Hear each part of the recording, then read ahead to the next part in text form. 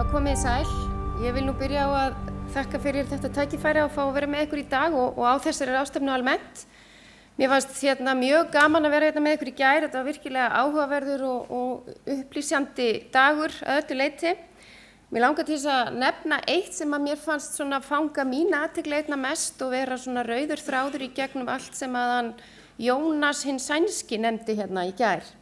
Og það var þetta með menntun og miðlun upplýsinga. Ég sem sagt starfa sem lektor við Háskólann á Akureyri og vinn við að kenna kennaranemum og þess vegna svona talsvert, involveruð í skólakerfið, grunnskólakerfið, framhaldsskólakerfið og þess áttar. Og það sem að mér finnst svona kannski vanta úr skógræktargeiranum bara einfaldlega miðlun á upplýsingum fyrir þessa aldurshópa. Ég held að skipti máli að við búum til gögn og upplýsingar sem eru einfaldar, skýrar, sýna hringrásir í skóginum, auðlindina sem við erum að búa til á einfaldan og þann hátt að þetta megi nýta sem námsefni og kennsluefni fyrir grunn- og framhaldsskólanemendur. Því að mér finnst vöntun á þessu, þannig ég ætlaði bara að koma þessu frá mér og hafa þetta svona sem áskorun til ykkar að taka að ykkur betur að miðla upplýsingunum á einfaldan og skýran hátt og ég held að aukin vitneskja á sjálfbærni og skógum almennt verði helst náð í gegnum mennta- og skólakerfi. Þannig að þetta svona mín brýning til ykkar. Að því sögðu ætla ég að snúa mér að þessu viðfangsefni mínu í dag sem að reyndar alls ekki skýrt og einfalt eins og ég var nú kannski að brýna hérna í byrjun. Ég ætla sem sagt að fjalla albító eða endurskynshæfni ólíkra gróðurlenda og segja ykkur frá rannsókn sem að hófst árið 2012 í samstarfi skógræktarinnar sem að, skógræktarríkisins þáverandi og svo Landgræðslunnar og Landbúnaðarháskólans. Og þetta verkefni enn í gangi og ég ætla svona að koma með fyrstu frumniðurstöður aðeins, gefa ykkur svona smá innsýn í stöðuna á þessu verkefni. En áður en að við gerum það, eða ég geri það, þá held ég að sé best að útskýra þetta orð endurskynshæfni eða albító. Nú veit ég ekki hversu vel þið þekkið til. Ef að flettir upp í orðabanka íslenskra málstöðvar þá kemur fram að þetta sé hlutfalli milli þess ljósmagns sem endurvarpað af hlut og milli þess magns sem á hann fellur. Við erum sem sagt að tala um ákveðið jafnvægi þarna á milli. Þetta sem sagt endurskynshæfni mælikvarði á eiginleika tiltekins yfirborðs til að endurvarpa sólargeislun eða orku sem lendir á yfirborðinu. Það eitthvað sem kemur inn í vistkerfið og það eitthvað sem fer út. Og við erum að skoða hlutfallið þarna á milli, hversu mikið kemur inn og hversu mikið fer út. Og eftir því sem að endurskynshæfni eða albító gildið lægra, því minna verður endurkastið. Sem segir okkur að orkan sem berst inn í vistkerfið, hún fer ekki öll tilbaka, heldur eitthvað af henni drukkið upp af vistkerfinu.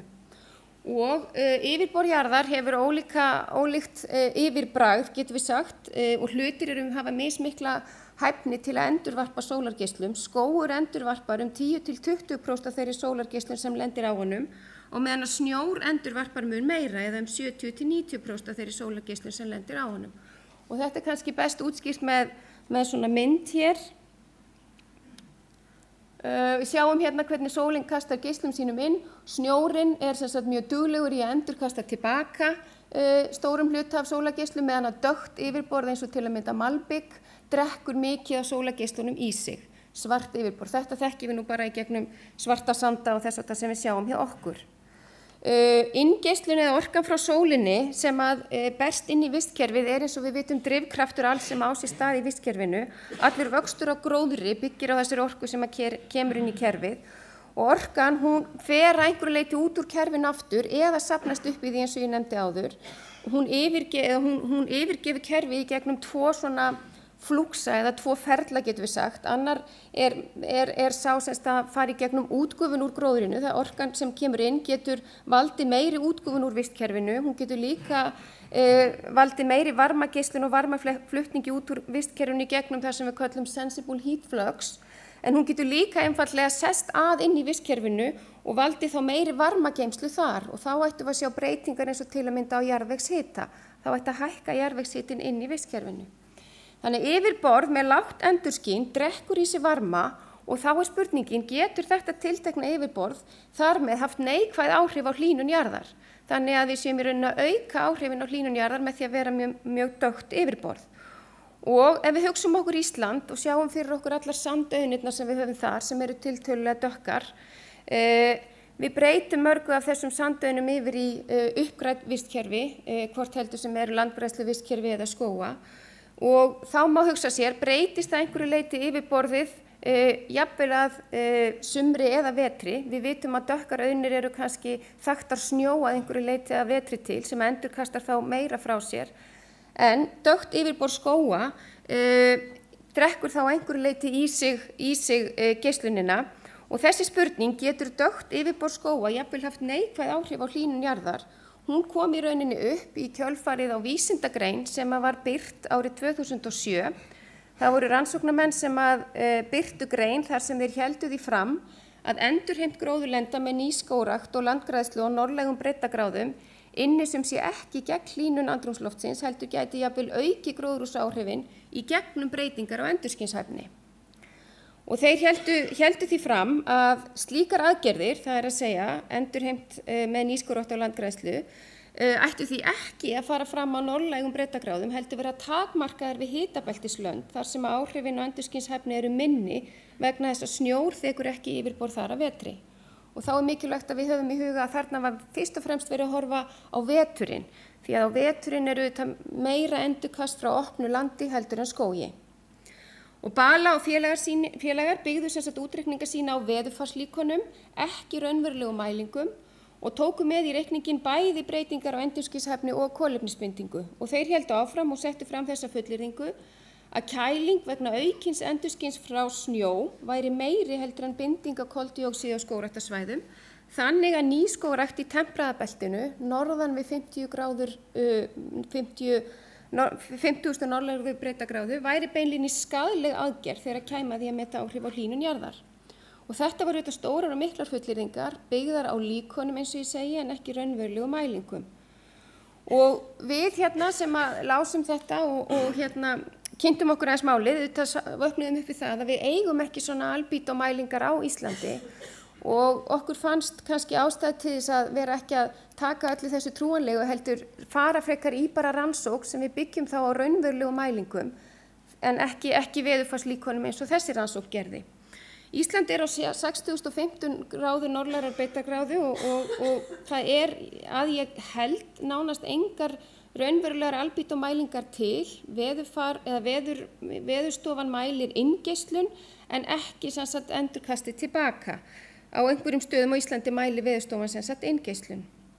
Þannig að við álitum sem svo að það væri mikilvægt að safna þessum gögnum hér á landi og byggja niðurstöðurnar ekki bara á líkönum og við vildum líka reyna að fá í rauninni bara að horfa á raunverulegar íslenskar aðstæður. Hér erum við með hafrænt loftslag, við erum með snjóþekju að vetrarlagi á sumum svæðum, ekki endilega samfellda yfir allt vetrarlagið. Við erum með ákveðna inngeislun miðað við þá breiddargráðu sem við erum á. Inngeislun hér er mjög lítil að vetri til en há að sumri til. Og svo náttúrulega erum við í þeim aðstæðum að vera með umtalsvert flatarmál á landinu sem eru auðnir og hafa frekar dökkt yfirborð. Og við erum vissulega að vinna í að breyta ásýnd landsins víða með landgræðslu og skógrækt og það sem kannski skiptir mestu máli að horfa bæði á breytta landnýtingu sem og heildaráhrifin vegna breytingar á endurskyni og kolefnisbindingu. Þannig að við hófum sem sé mælingar í apríl árið 2012 og þessar mælingar standa enn yfir á allavega nokkrum stöðum, tækin nú aðeins farin að bila hjá okkur. En markmiði var semst að safna raunverulegum gögnum á endurskynshæfni 4 ólíkra gróðurlenda og við völdum sandauðnir, við völdum uppgrætt land, náttúrulega birkiskóga og svo gróðursetta miðaldra barrskóga. Þannig að við endum með þessi 4 ólíku gróðurlendi og höfðum semst 3 endurtekningar af hverju gróðurlendi og auk þess að mæla semst endurskynshæfnina þá fara á hverri stöð fram líka mælingar á lofthita og jarðvegshita. Og mælarnir okkar líta einhvern veginn svona út mæla sem sagt inngeislun sem kemur inn og svo það sem endurvarpast út. Og öll rannsóknarsvæðin eru á Hekluskógasvæðinu, sett upp þar sem aðstæður eru afskaplega svona svipaðar sem betur fer. Við erum með svipaða hæði við sjávarmáli og svona sambærileg veðurfarsskilyrði sem að gera okkur kleift að bera þetta svolítið saman og þau dreifa sem sagt þarna upp í Þjórsárdal og á þessu Hekluskóga svæði. Og hérna svona smá yfirlit, þetta sem sagt, við festum mælinn okkar upp í mastur sem þarf að vera í ákveðinu hæð yfir vistkerfinu og síðan bara tikka mælingarnar og við komum reglulega til að hlaða niður gögnum og skiptum batteri og þess aftur í mælunum. Og ég nú svo heppin að hafa aðgang að tæknimanni sem býr á Selfossi og fer reglulega fyrir mig og þjónustar þessi tæki. Það versta við hann að hann á prófessorslaunum og heitir Bjarni Diðrik. Það er ekki slæmt að hann heitir Bjarni Diðrik en það er verst að hann á prófessorslaunum. En hann hefur verið prímusmótor í þessu og þarna sjáu þið sem sagt yfirborðið aðeins. Ef ég skauta rétt yfir sandauðnina, aðeins til að vekja athygli á því að ég er ekki með mynd af baksvipnum á Bjarna, þetta er svona meira hliðarsvipurinn því þú talar það í gær. Svona líta sandauðnirnar út, frekar dökkt yfirborð, uppgræta landið okkar er einhvern veginn á þennan veg, land sem er búið að komið í ákveðin fasa í uppgræðslufasanum. Birkiskógarnir líta svona út og ég bendi sérstaklega á að þetta er hvernig skógurinn lítur út á sumarlagi og svo aftur á móti yfirborðans að vetrarlagi. Og hér má svo sjá barrskógana þar sem við þurftum svolítið hærri möstur og komast hærra upp með tækin okkar. Og þeir eru staðsettir flestir inn í Þjórsárdal. Og þá ætla ég að fara frekar hratt yfir smá svona frum niðurstöður eins og ég segi. Þetta er ekki endanlega unnið, ég mun vonandi geta sýnt ykkur heildar og loka niðurstöður síðar. Við byrjum á að erum búin að gróðugreina sem sagt yfirborðið á öllum þessum 4 gróðurlendum.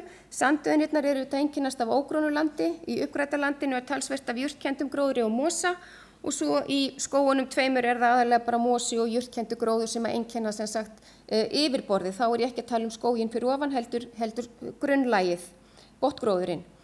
Nú, inngeislun er grundvallarbreyta eins og ég nefndi áðan og bara svona til að sýna ykkur hvernig dæmigerð inngeislunar lítur út á þessu svæði á Íslandi, þá sjáum við að hún er mjög lág að vetri til. Þetta er bara mæling frá einni stöð en við getum svo sem gert ráð fyrir þetta sé svipað á öllum stöðunum.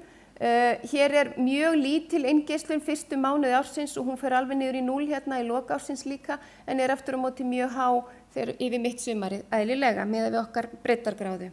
Nú loft- og jarðvegshiti bara til að sýna ykkur hvernig hann lítur út líka, þá er þetta svona dæmigerð kúrfa Við sjáum að lofthitinn er fer lægstur niður í sirka -15 gráður að vetri og upp í það bil 20 gráður að sumri og jarðvegurinn er frosinn lengi framan af, rís og upp við sumarið og frýs aftur þegar kemur fram á haust og vetur. Hér eru hrágögn, það að segja ekki búið að fullvinna þau, en bara svona til að gefa ykkur smá mynd af því hvernig svona albítogögn líta út. Hér eru sem sagt sandauðnir, uppgrætt land og svo birki- og barrskógarnir plottaðir upp og stuðullinn er frá 0 til 1 vegna þess að eftir því sem að stuðull í albítomælingum er alltaf frá 0 til 1 og eftir því sem þú ert nær 0 þá er landið að drekka meira í sig eða í rauninni varminn að safnast meira þar. Og þetta er nú svo stór skala, það er erfitt að sjá einhverju breytingu. Ef eitthvað þá sér maður að sandauðnin er mjög lág. Og við sjáum líka að vetragildin eru ansi svona upp og niður og það þýðir að hér á eftir að fara inn og hreinsa ansi mikið út. En það er líka mjög mikið af núllgildum sem segir okkur einmitt að það er einfaldlega engin inngeislun í gangi að ráði yfir háveturinn. Þannig að þá verður albítótalan að sjálfsögðu mjög nálægt 0 líka. Sólarhringssveifla á einum sólarhring að sumri til, bara svona rétt til að sýna ykkur hvernig hún lítur út. Þetta er gögn frá 2013. Hér byrjar bara dagurinn í rauninu miðnætti og hér er nánast ekkert albítogildi, enda inngeislun lítil sem engin. Síðan hefst dagurinn að klukkan 5 á morgni eitthvað svoleiðis þegar sólin er komin á loft eða hærra á loft og við sjáum að það við sjáum að það eru sem sagt bæði birki- og barrskógarnir sem almennt mælast með hærra albítogildi hér yfir þennan sólarhring en gróður eða skógarlausu vistkerfin 2, bæði sandurinn og grasið eru fyrir neðan sem að gefa til kynna þau eru að drekka í sig meira af varmanum heldur en skógarvistkerfin. Ef ég plotta upp 2 vikna tímabil frá árinu 2013 á fyrir hvert vistkerfi fyrir sig og tek sem sagt vor, sumar, haust og vetur, þá í rauninni tek ég út hádegisskildi, þannig að ég alltaf með sama mælingu yfir hvern dag, skulum við segja. Og þá sé ég að allstaðar, jafnt að vori, sumri og hausti, þá eru skógarvistkerfin með hærra gildi hérna sem segir okkur að það meiri varmi að safnast í skóglausu vistkerfunum heldur en í skógarvistkerfunum. Þegar við horfum hins vegar á vetrargögnin, þá breytist þetta. Þá sjáum við að vetri til hérna í febrúar, þá eru skógarvistkerfin með lægra albító að jafnaði sem segir okkur að þau eru þá að drekka í sig meiri varma heldur en skóglausu vistkerfin. Þetta svona mjög gróft mat. Það sama sjáum við í jarðvegshitanum yfir sumar, ég plotta hann hérna upp og þá erum við bara með sem sagt skóglausu vistkerfin ofar sem þýðir að það meiri jarðvegshiti að safnast fyrir í þeim sem alveg í takt við það sem við sáum áðan vegna þess að þau eru að drekka í sig meiri varma.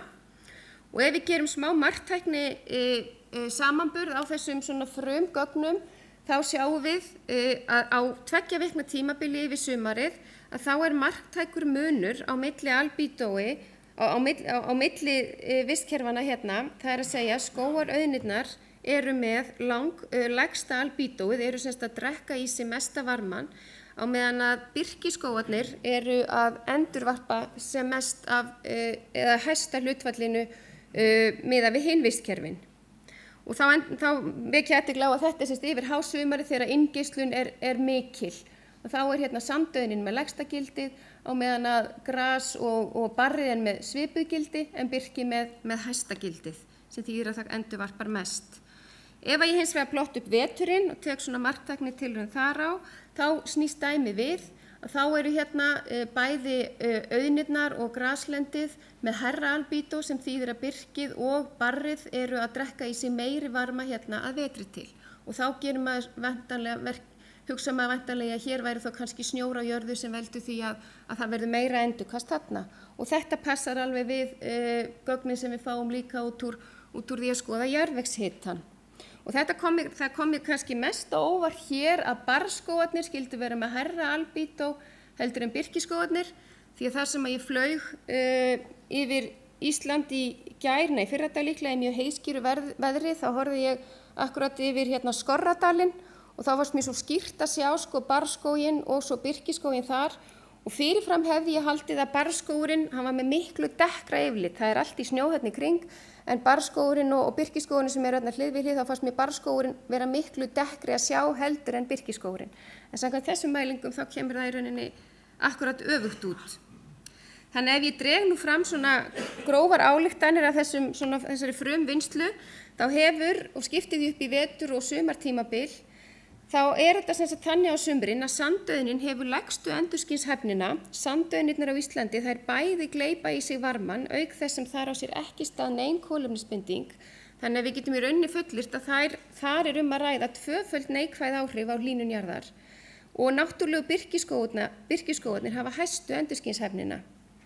Á veturna hins vegar þá endurskynshæfnin hærri í skóglausu vistkerfunum en þeim sem klædd skógi. Og við skulum ekki gleyma því að yfir háveturinn inngeislun mjög lág á okkar breiddargráðu og það líka einmitt náttúrulega sá tímið sem við gerum ráð fyrir að snjór sé á jörðu. Og þegar við vinnum með svona gögn og svona upplýsingar þá mjög mikilvægt að horfa á nettó áhrif vistkerfanna á hlýnun jarðar, taka bæði inn kolefnisbindinguna sem á sér stað í vistkerfinu og svo endurskynshæfnina eða albítóið, horfa á þessar tvær breytur saman. Og nú verð ég að viðurkenna að við erum ekki búin að reikna út kolefnisbindinguna í skógarvistkerfunum okkar, en það eitthvað sem við ætlum að gera í framhaldinu og bæta inn í þessi gögn til þess að geta fengið þessi heildaráhrif út. En svona þessir niðurstöður gefa til kynna að skógarvistkerfin 2 hafa hærra endurskyn að vori, sumri og hausti en hins vegar lægra að vetri til. Og sandauðnirnar skera sig svolítið úr, þær hafa mjög lága endurskynshæfni að sumri til. Þannig að við getum í rauninni dregið þá ályktun að það að láta þær standa óhreyfðar, breyta ekki landnotkun á sandauðnunum, í rauninni verstu áhrifin á hlýnun jarðar, ef við erum bara að horfa á þann þátt. Þannig að ég ætla að leyfa mér að setja hérna fullyrðingu í lokin þess efnis að skógrækt á auðnum landsins dregur úr hlýnun jarðar bæði með auknu endurskini og með bindingu koltvísýrings. Þannig að þar með árangurinn tvíþættur. Og framundan sem sagt vinna við að klára að vinna úr þessum gögnum og skoða breytileikan milli ára. Við eigum núna orðið nokkuð langa tímaseríu þó ég hafi nú bara tekið 1 ár úr hér til að svona kynna aðeins fyrir ykkur. Og eins og ég nefndi áðan þá eigum við eftir að leggja mat á kolefnisbindingu í skógarvistkerfunum til að geta horft á heildaráhrifin og hlýnun jarðar. Og þar með ætla ég ekki að hafa þetta lengra. Ég ætla að vita hvort að tæknimaðurinn minn ekki tilbúin til að svara spurningum. Ég hélt erindi á ráðstefnu fyrir norðan daginn og það vildi svo til að maðurinn minn var fundarstjóri og þegar ég hafði lokið erindinu þá kom hann upp í pontu og sagði já, það sem Brynhildur ætlaði í raun og vera að segja að og svo sagði hann eitthvað það sem sagt og mér fannst þetta ótrúlega illa gert og hann fékk engan kvöldmat það kvöld. En nú ætla ég að bjóða Bjarna að koma upp og segja það sem Brynhildur í raun og veru ætlaði að segja Takk fyrir.